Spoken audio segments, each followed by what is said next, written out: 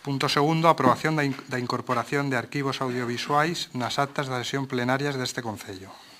Portavoz socialista ten a palabra.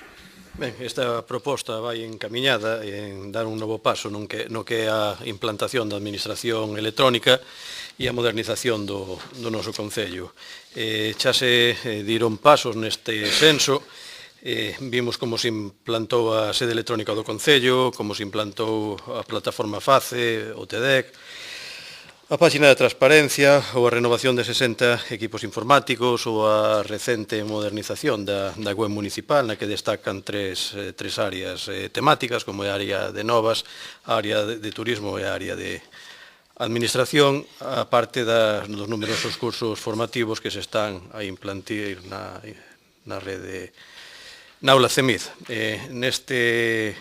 Esta proposta que se trae hoxe para aprobación plenaria ven a colación da entrada en vigor do Decreto Autonómico 24/2018 que trata sobre os libros das actas e as resolucións das administracións para tratar que as actas de cada sesión plenaria deixen de ser en papel e pasen a ser de formato electrónico, polo que se presentan os seguintes acordos en función dese Real Decreto 24/2018 e que paso a ler.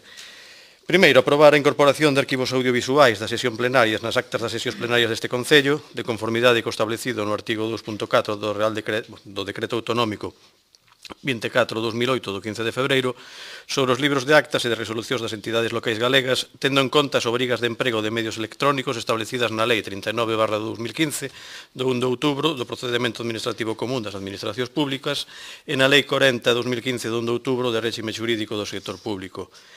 Nestes casos, unha vez implantado o sistema de grabación audiovisual, os ficheiros resultantes das grabacións, xunto coa certificación expedida pola Secretaría da súa autenticidade e integridade, e cando os documentos en soporte electrónico se empregasen como documentos da sesión, incorporaránse a acta electrónica da sesión, sen necesidade de facer constar na acta as deliberacións dos concelleiros, concelleiras, sen prexuicio do extracto en papel cos datos do artigo 3.2d do Real Decreto 128/2018.